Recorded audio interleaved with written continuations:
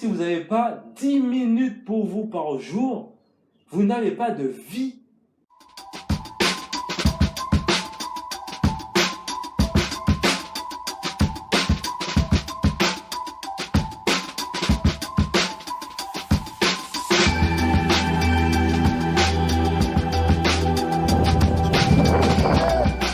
Les winners, j'espère que vous allez bien. Aujourd'hui, on se retrouve pour une nouvelle vidéo. Allez, c'est parti! Alors aujourd'hui, ce qu'on va voir, ce sont les changements de vie après le coronavirus. L'importance que cette situation a eu comme impact sur notre vie et qu'est-ce qu'on peut en fait en tirer. Donc déjà, dans un premier temps, ce qu'on va voir, ce sont les enseignements que cette situation de crise sanitaire nous aura appris. La deuxième chose, ce sera les points positifs qu'on peut tirer de cette situation, parce que oui, il y en a. Et la troisième chose, ce sera donc les habitudes que nous avons instaurées durant cette période. Et bien sûr, maintenir ces choses quand ce sont des choses intéressantes pour nous. Donc la première chose, les amis, ce sera déjà de me mettre un like sur la vidéo et de partager au maximum, mettre des commentaires, enfin avoir de l'interaction pour que je puisse savoir si vous, la vidéo vous plaît, si c'est quelque chose qui vous intéresse. Et puis bien sûr, c'est aussi le moyen d'échanger dans la zone commentaire pour voir votre point de vue à ce sujet. Donc, la première chose, ce sont les enseignements à en tirer de cette période de crise sanitaire. J'imagine déjà dans un premier temps que la plupart d'entre vous, vous demandiez, enfin, vous n'avez aucune idée de ce qui pouvait se passer. Et voilà, enfin, c'est quelque chose qui arrive d'une manière soudaine, sauf que ça nous rappelle déjà initialement en fait que la plupart des choses sont invisibles. Ça veut dire que ce virus, en fait, personne ne le voit, mais pourtant il est là. Il était là du moins, il est en train de s'estomper. Donc ça veut dire, une fois de plus, que ce que nos yeux voient ne sont pas toute la réalité. Et bien au contraire, ce que nos yeux voient finalement sont très peu de choses. Donc ça, c'est déjà quelque chose d'important de se rappeler, de garder ça en mémoire. D'ailleurs, il est important quand même que même si nous revenions au fur et à mesure à la normale, de garder quand même certains gestes barrières, surtout quand il s'agit de mouvements de foule, de rassemblement. Il est important quand même que chacun puisse être en sécurité. Donc dans ce genre de situation, même si la plupart des masques qu'on vend sur le marché, quand ils sont inférieurs à des FFP2, FMP2, ce sont des masques qui protègent que les autres, quand même de les porter. Ça veut dire que si un maximum de personnes portent ce type de protection, tout le monde est protégé. Maintenant, si, je sais pas, admettons, vous sortez dans la rue, enfin, pour juste faire une balade ou autre, c'est pas, honnêtement, hein, moi je le porte pas, donc c'est pas quelque chose qui est nécessaire. Maintenant, quand c'est des rassemblements, je pense que c'est hyper important pour tout un chacun. Donc, ça, ce sont les enseignements à en tirer. Bien sûr, il y en a d'autres. En tout cas, ce sont les points que j'ai tenu à souligner dans cette vidéo. La deuxième chose, ce sont les points positifs qu'on peut tirer de cette situation. Et d'ailleurs, le deuxième point est en lien avec le troisième. Donc, dans cette situation, j'imagine que beaucoup d'entre vous ont fait des activités qu'ils n'ont pas l'habitude de faire. Donc, ça peut être de la couture, ça, pour ceux qui ont confectionné des masques, par exemple, même s'il y avait des normes un peu particulières. Ça peut être de la cuisine, ça peut être du jardinage, ça peut être mieux de s'occuper de ses enfants, enfin, plein d'activités qui sont hyper importantes.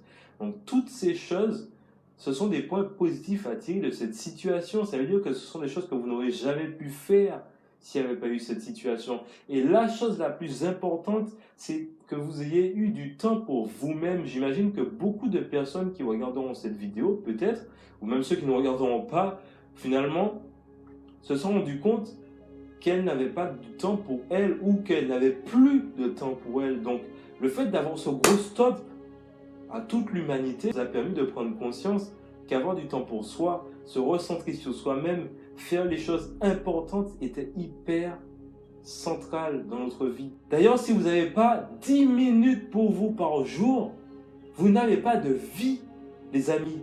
Donc c'est hyper important de garder ce temps pour soi au quotidien.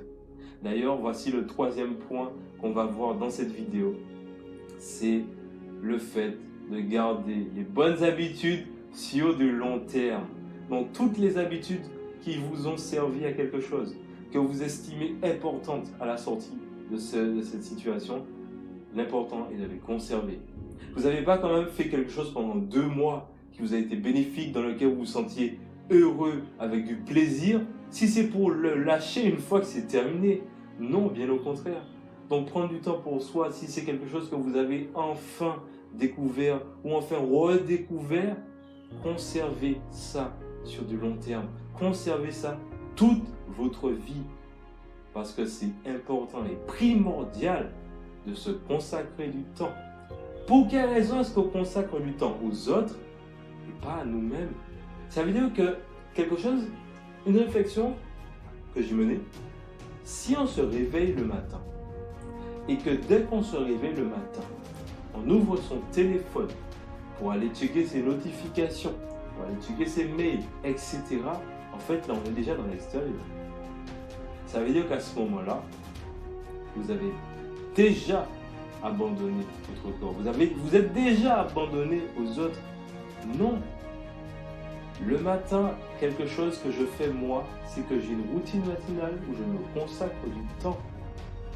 Comme ça, durant la journée, je peux faire ce que j'ai à faire si je n'ai pas d'autres moments pour me consacrer à moi-même. Au moins, la première chose que je fais, c'est que je me consacre du temps pour moi. D'ailleurs, c'est ce que je fais aussi au coucher.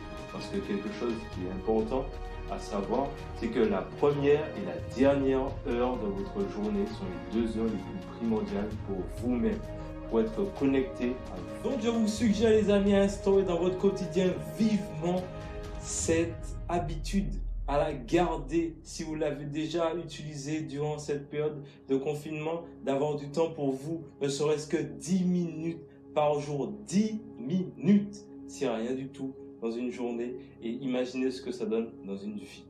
Donc, si possible, effectivement, le matin et le soir, là, c'est vraiment la manière optimale d'être pleinement intégré dans sa vie. Voilà les amis, les points importants que je voulais voir avec vous aujourd'hui et comment en fait aborder les changements, comment garder les changements qu'on a eu durant cette période compliquée dans notre vie, tout simplement. Donc la dernière chose, c'est vraiment de constater tout ça, d'analyser tout ça et de voir ce qu'on peut conserver sur du long terme, puisqu'il y a plein de choses positives qu'on peut tirer de cette situation. Et quoi de plus important que de vivre dans une osmose de positivité, dans quelque chose qui nous permet d'évoluer, de grandir.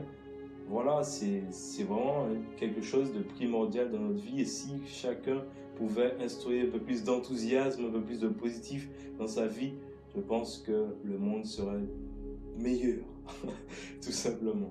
Voilà les amis, merci beaucoup à vous d'avoir pris le temps d'écouter ma vidéo. N'hésitez pas dans la zone commentaire à me dire ce que vous en avez pensé. Laissez-moi des likes sur la vidéo et puis au plaisir de vous revoir dans une prochaine vidéo. Ciao, ciao les amis!